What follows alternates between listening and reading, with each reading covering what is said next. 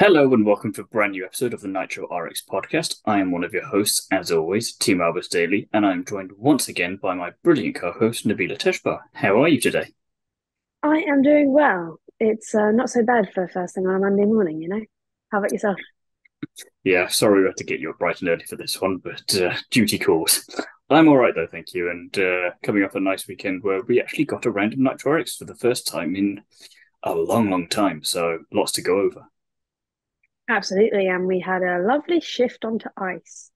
I think it was a really cool weekend because we've Are seen you going to them keep with the puns all. the whole way, or just accidentally?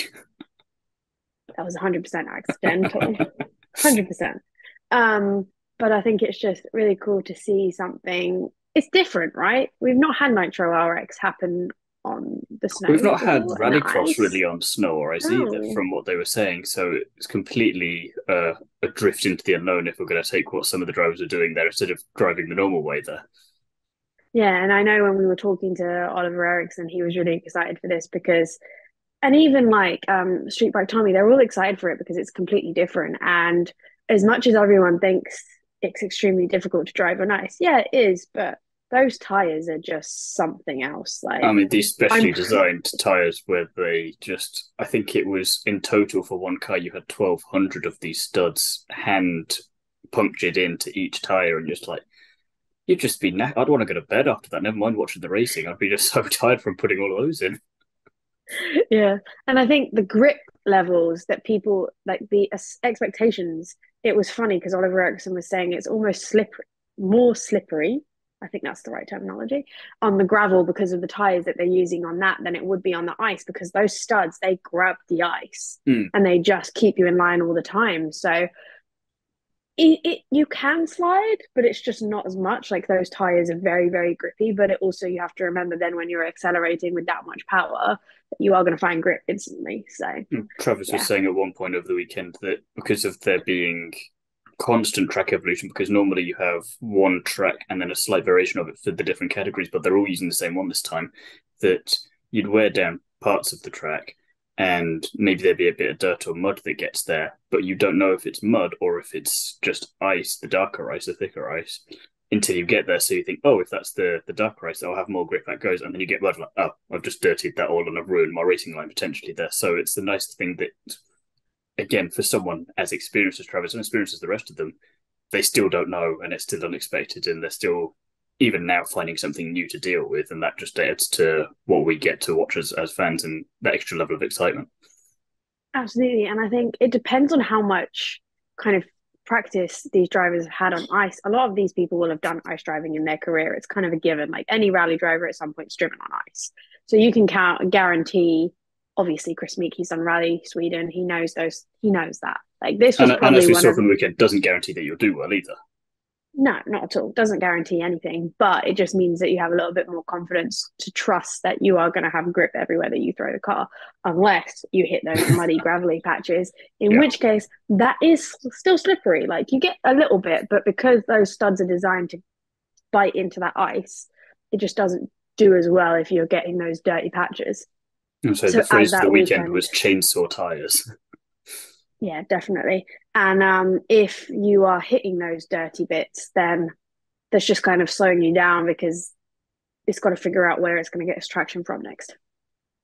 But as well, it was interesting because, like you say, first time on the ice, but considerably less carnage than we probably thought there was going to be. Like there was a bit, but nowhere near as bad as we thought it was going to be, considering. I don't think I was expecting that much carnage on this one though, because of the way Just me then. ice is structured. Yeah, I expected some things, but more on drivers' abilities. Not really even abilities, just like kind of how they fared on that ice and I whether think it they was were from putting the too much power starting in. positions for some of them because of the slope that the cars were sitting on, especially at the start. You thought if anything's going to happen, it's going to be there. And then when you saw how much snow and stuff they were kicking off when they were going around some of the corners and the visibility, then you're just like you've got to keep your foot and hope for the best in some cases. I think after that point, I was like, okay, yes, like you say, they're all professional. They've all been doing this a while in some different regards. They know roughly what they can be expecting there because you're just changing mud for snow or gravel for snow, in this case of what's getting kicked up in front of you. But it's Yeah, not as much carnage as I thought there was going to be, but you were already prepared for that. Yeah, I just think there was always going to be a way of how they kind of got in line with it. Like, I don't know if there was necessarily going to be as much sliding with the fact that there was a lot more grip.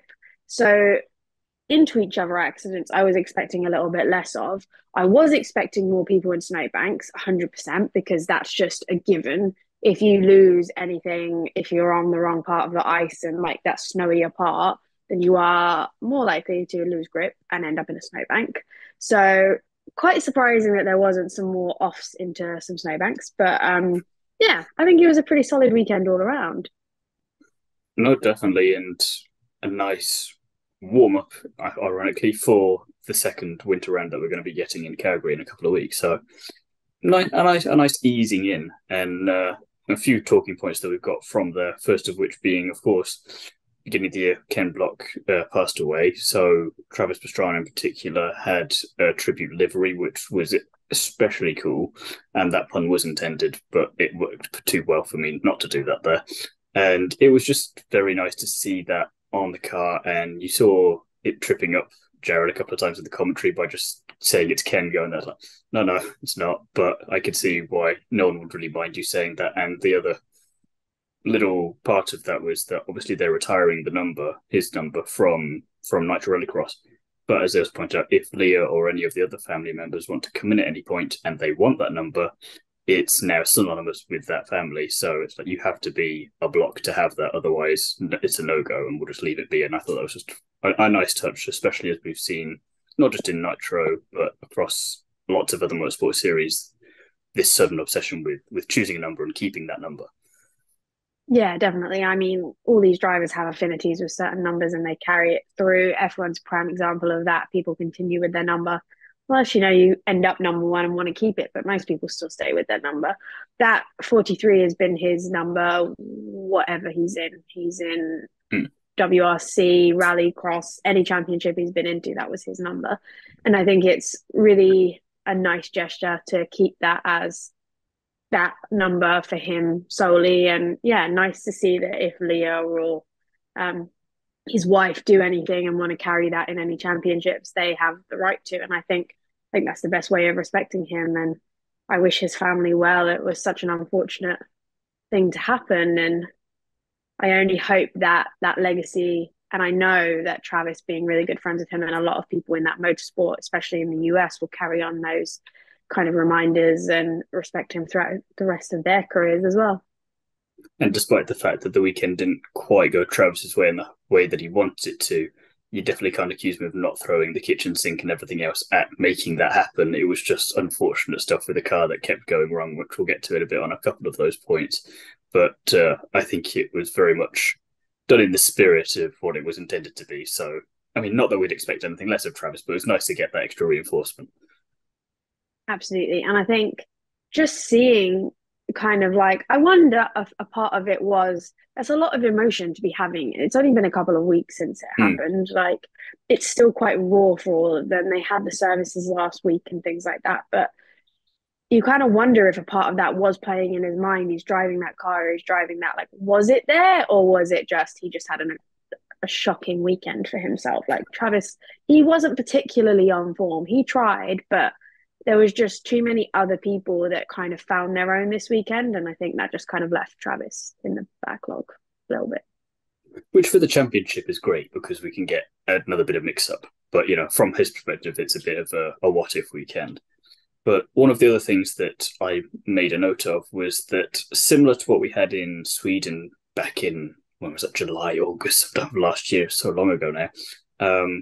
One of the really neat things about Nitro RX is that for the SXS Can-Am kind of category, it was pretty much just all Canadians. And the same way in Sweden, it was all Swedes there. It's like, yeah, you can all just come in for a round. We're in your neck of the woods. Come and have a go. Come and join Nitro, have a laugh, and see what happens there. And it doesn't, like, you can be part of the championship overall. Maybe their points get added to that. I'm not 100% across that because I haven't seen the graphic for it yet. But either way, it doesn't really impact you too much. Like, yeah, why not? Let's have as many people come and be involved in this as we can, and just gives that extra niche element to Nitro RX that nothing else really has, I don't think. Absolutely. I think that's the cool part on rallying and rallycross and all of those. Like people can be privateers and come and do one-off events. You won't find that in racing much because it just the way they're structured, it doesn't allow for privateers to just show up. But in WRC as well, if you're a privateer and you want to go do Monaco or Wales GB or any events, you can enter in as a privateer and run Mm. it how you want to run it in whatever category you want, and you just sort it out like that. And I think that's really cool that Nitro has opened that up. Like it's not just closed.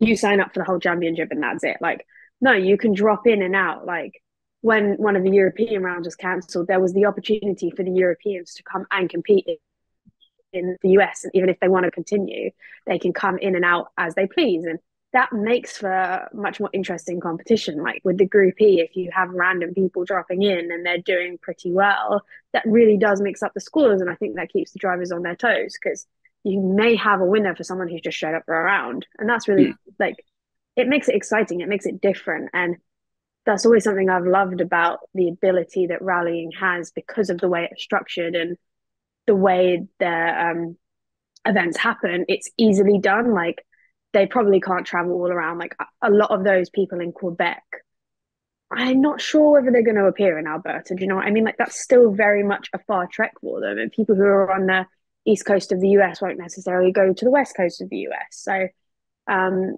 it's much more compact and easier in Europe, I feel, to get around. But here it's so sparse that it is fun to just see people drop in and out. No, definitely. And like you say, it adds that extra spice to a championship because you've got a driver coming in who, if they do really well, even if they get on the podium, it's points that some of the drivers desperately want, but they can't get them for whatever reason. And maybe that turns everything on its head.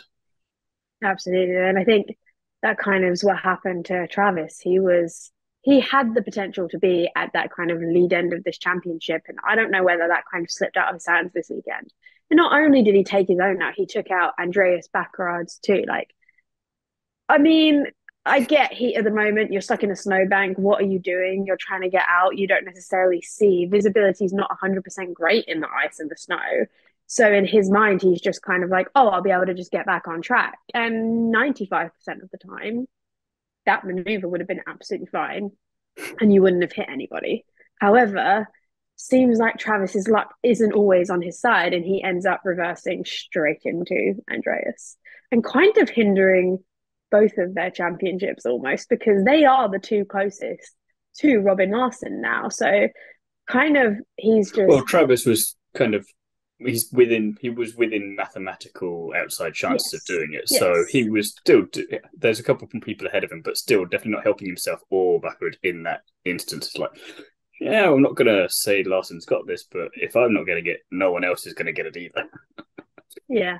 And I think what he did say, like he said, he like is extremely apologetic. And I think it was nice that he also relayed that like he didn't want that to be the weekend when he was going out in Ken's colours and stuff like that. But also with Baccarat being Ken's protege almost, he just felt really, really bad. And obviously you would, but again, racing incidents like this happen. It's not uncommon that something like that's going to take you out. It's really unfortunate that that happened to the pair of them because Backward was, I believe, going into this second in the championship, and that's kind of hindered him. I don't know if it's necessarily hindered him, but it's It's not definitely helped. allowed Robin now, and it's allowed Robin to progress that a little bit further already because he had yet another podium. Yeah, it's again ridiculous. I'm going to mention it again later, but his consistency this season just keeps going. Robin Larson, it doesn't seem to matter what happens around him; he's just there. Yeah, and he's literally just being Mr. Consistent. He's not necessarily, I don't think he had the strongest weekend. I don't think he was flying by any means. And I mean, it was just more of like he just stayed where he needed to be and kind of let the chips fall where they may almost because he had the incidents happen like Chris Meek and Oliver Bennett and Travis and Backer, like all of these people taking other people out kind of help him to just plod along nicely. Just got to Kind of just survive. exactly. He's like, oh, I'll just let everybody else do the work and I'll just chill out. I'm sure that is not actually how he's thinking, but but Ballsy it was strategy if it really, is. oh, right. I mean, hat off to him if that's how you do it. But I can't see too many people kind of vying for his chat. I'm hoping. fingers crossed, it might end up with him. But even then, with him being so prominent this season and being in the lead and being so consistent, we still had yet another mix-up in the wins. Like, we still had a brand new driver on the top step of the podium. I mean, 5 out of 7 different drivers to win in a championship. That's what we like to see. You're seeing different. You're seeing kind of people come into their own. And I mean, Oliver Eriksson, he is from Scandinavia. The possibility that he was going to be fairly decent on ice was pretty high. And it was really good when we were talking to him. He's like, I am vying for that win. Like, I've just not had that luck. Nothing's been there for me. And then, bam, straight after we talked to him, he's on the podium in the top step, which is what he wanted. And very much the same with his brother as well, being there right behind him. And they were saying in commentary that maybe part of the reason that he wasn't fought as much for it is because Oliver's obviously still in contention for the championship. And okay, maybe that's not how we want that to be done, but at the same time, I appreciate the brotherly support there in terms of, yeah, I could if I wanted to, but I'm going to be nice, and I'm just going to, you still got to get there, I'll still push you, but I won't go for it completely because there's no point in ruining it for both of us when one of us can still get there, and it's nice to have that dynamic in there because it adds another layer of spice, like we were saying, to the championship that we want. And either way, we'd have got someone new on the top step. So we were winning as fans either way.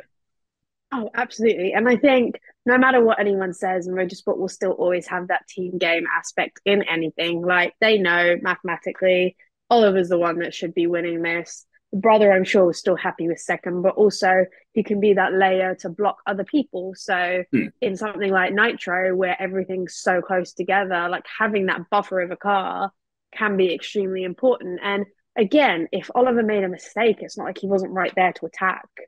So it was still very much down to Oliver to secure that, because any kind of mishap creates, as they were saying, those massive seconds of, oh, I lost this much just going down this straight, or I wasn't on the grip in the corner, so coming out of it, I was just all over the place and I ended up going wide, and that loses again a ton of time in something as crucial as this, because they are only short tracks. Like, you have to be on it consistently, and any mistake creates a lot more of an impact that people could expect. And it isn't many laps. You can't get that back. It's extremely difficult. So definitely both of them had to be on it. But yeah, fun to see. And I'm just really happy to see another person on the top step of the podium, because it just means that anything can happen in a championship. And there is so many talented drivers. And sometimes it is down to luck, positioning, all types of things kind of have to go your way. So yeah. But again, we saw that variety in winning throughout the whole Saturday of racing, because Kevin Eriksson won Heat 1, Oliver Eriksson then won Heat 2, Travis then won semi-final 1 before Backward won semi-final 2. You've already got 4 different winners straight away there. And then LCQ, you had Chris Meek, Oliver Bennett and Connor Martell. And I mean, again, before anything even happens there, you already know that that's going to be someone different coming through there. So it's just nice to see that variety. What did then happen was kind of the breaking of the sacrilege rule there of don't take your teammate out, and Chris Meek forgot that particular memo and took both himself and Oliver Bennett out pretty much immediately going to the first turn, and nearly took Connor with him as well, but Connor just managed to eke ahead of that. And so then when the restart came, Bennett was there, but against Martell that was always going to be tricky for him because Bennett's not quite up to the same caliber yet as a driver. So Martell went on to win that. And again, for an LTQ with only 3 cars, you think, oh, okay, this could, maybe you have a runaway winner, which you kind of did, but you had drama to get there in the first place. So as bad as it was for Excite, it was great for us to watch. Oh, 100%. And it isn't normal for you to have like a last chance qualifier with so little number of cars. Like, that's a little bit strange. But I definitely think Chris is just not having the season that he expected, I don't think. No. I can guarantee you he probably went into this weekend going, I have really good experience on ice. Like, this should be something that I can take away. This should be the win that I've been hoping for, or at least a podium. And I just think him taking his teammate out is kind of like, I mean, again, these things happen. It's motorsport. There's no guarantee that you're not going to end up with someone hitting you, or you hitting someone else, or you off in a snowbank or whatever. Do you know what I mean? And it's just, I just feel bad for him, because he's just not, that luck is just not there. Like it's literally just evading him, and it's not helping Excite as a team. Like none of them have been very consistent, have they? Like No, I don't know. I think it's been a they, battle to get to the final, and even then, there's something either just bad luck or mechanics or something that goes wrong for them, and it just reminds me, particularly this weekend with Meek, like you were saying, of Daniel Ricciardo last year in F1 or Christian Lundgaard in F2 the year before. It's like we know you're good, but you just have the worst luck in the world right now, and it's just very unfortunate because, again, as to go back to what you were saying before, we want to have those different people on the podium, those different winners, and whilst we're still getting that, it would be a shame if we get to the end of the season and there's one or two that haven't been able to get at least onto one of the steps of the podium, because you think if you're coming into Nitro RX for the first time after that and you're just looking back at results, you think, oh, they're just terrible drivers. No, no, no. It's never as simple as that. But it's just really unfortunate that that is what the first impression would be then. yeah, I don't think there's any one driver on that grid that's not a very talented driver. It's more or less down to experience. You have people who have done rallycross consistently, and this is what they've always done. They know how it works.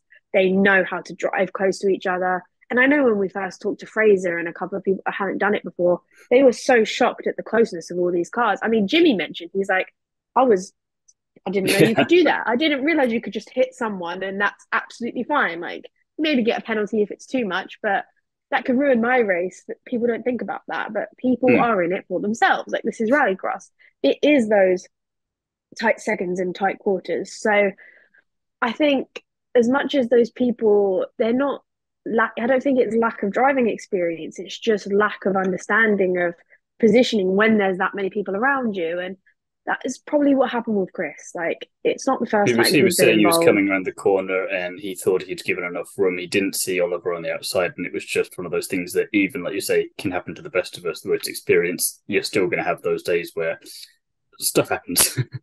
Exactly. And I mean, you look at Travis in the first round, he took Chris Meek out, and Chris is like, oh, he didn't leave me enough space. Like, it's kind of just knowing that you aren't always going to think, like, you are going to think you've left enough space, and it's just not going to be that way. Like, it happens. It's down to the key of the sport. And I know it ruins races and I know it takes you out and it's very frustrating, but it's how you come back from it, right?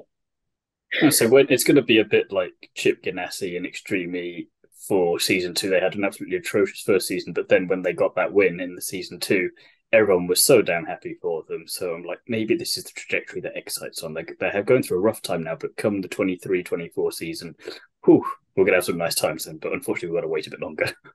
Yeah, absolutely. They're going to have that experience. They're going to have that kind of like understanding of what's going on with it. And I do think every single driver that's not performed very well will have a solid second season. And again, we're not writing them off for the rest of the season. There's still 2 rounds Oh no, to go. I'll happily be proven Yeah, wrong. absolutely. And I would love to say Chris Meek will have a win by the end of the season because, I mean, he is now taking that You do car keep saying it. full. I know. I mean, he's had a podium and that's fine, but like I had expectations for I had expectations for Chris Meek. I know how talented of a driver he is. He's won WRC rounds, do you know what I mean? He knows how all of this stuff works. It's just not coming together for him. No. Long story short, no, no. But in the end, for Group E, we did get an Eriksson 1-2 with Oliver in first and Kevin in second. Then that pesky Robin Larson in third, keeping that consistency going, like we were saying.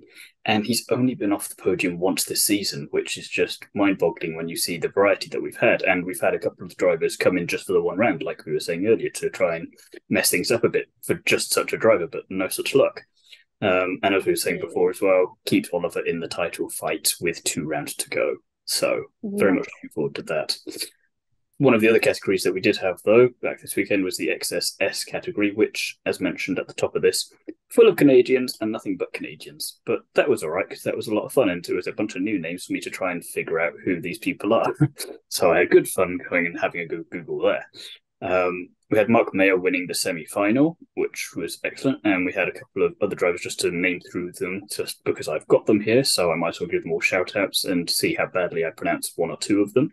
We had Martin Villiard, Joey Morrison, Jonathan Thifault, Jacques Gosselin, and Daniel Tardif, all in that category, which, for people that, I don't know about you, Nabila, I was completely unfamiliar with before this weekend. It was nice to just just have a bit of new and a bit of variety in there. And a bit like with Group E, we got a bit of variety in terms of results there. So whilst it was the same people, it was a mixed up order, and that's all we can ask for.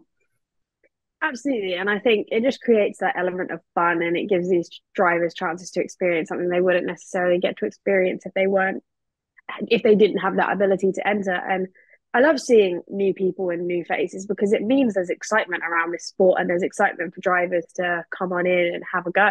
So awesome to see a category with all different people. And as you said, Thiemo, what a name, by the way, first of all. Won that last chance qualifier, and then obviously Mark Mayo went on to win the final with Thiemo in second and Villian in third. Like, that is kind of hard to say when you have a little bit of a stuffed up nose, I'm not gonna lie to you. But solid round, and I think, yeah, brings us on nicely to yet another category, because that's what creates the fun around Nitro. Hey, just having all these different races and all these different people coming and getting involved, and it's awesome to see. Like, there's never a dull moment ever. No, particularly in that category as well. It wasn't just one kind of Can-Am. There was a mixture of models there, and Cody was even saying on commentary, like, don't ask me for specifics on these, because I'm not even a crossover. And if Coley doesn't know, then what chance do mere mortals have on identifying these kind of cars and figuring out who's driving what? But again, it was great to see that, yeah, just bring what you want. And one of the drivers, I can't remember which one, but he just kind of bought it over the summer and was just there for shits and giggles, essentially. And it's like, yeah, I've done maybe one or two tweaks, but it's essentially as it was when I bought it. So I'm just here to try and, because I enjoy doing it. And what more do you want from racing? You can just literally come in, like you say, as a privateer, and you're doing it for the sheer enjoyment of racing. Absolutely. And I think it's always fun to see because, yeah, you don't get that in racing. There's not that excitement of, oh, I can just show up and go to an F1 race. That would never happen.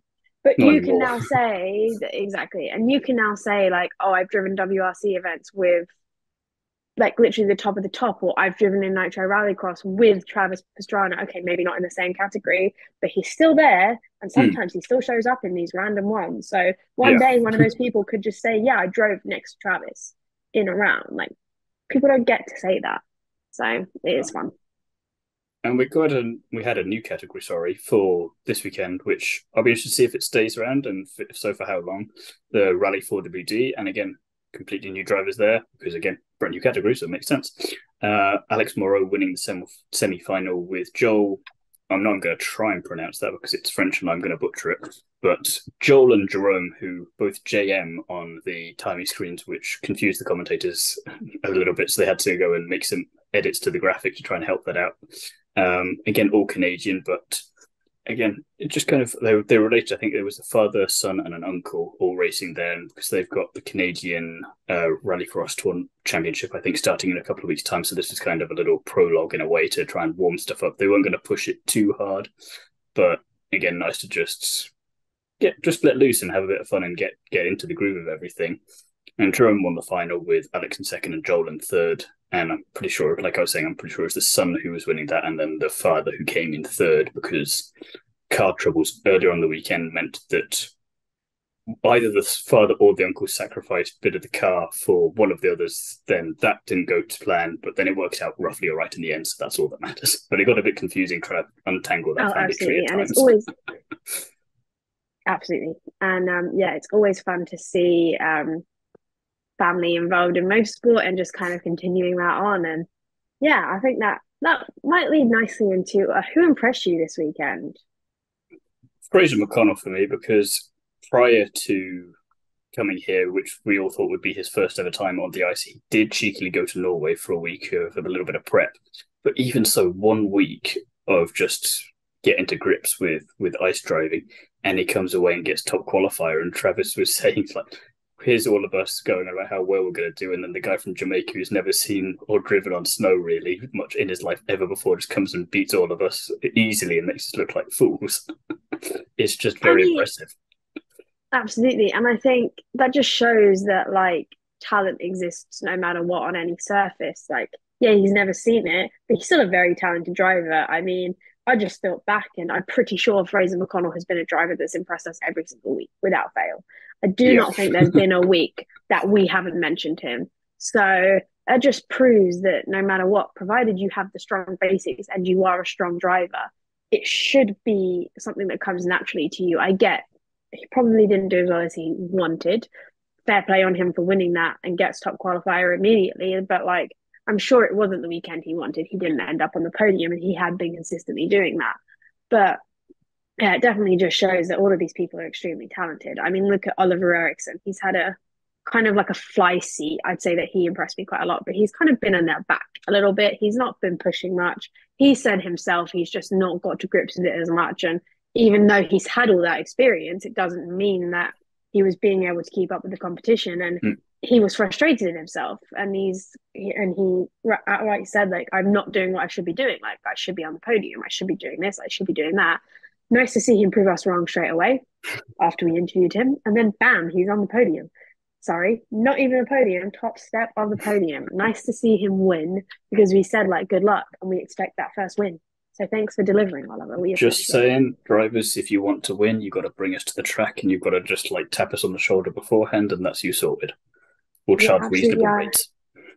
Absolutely. And I think Fraser had a little win after or before we spoke to him, like just knowing he was coming on the podcast, and bam, he had a little win. So I'm gonna look that up and put a graphic up and just say, like, just saying, guys, just saying.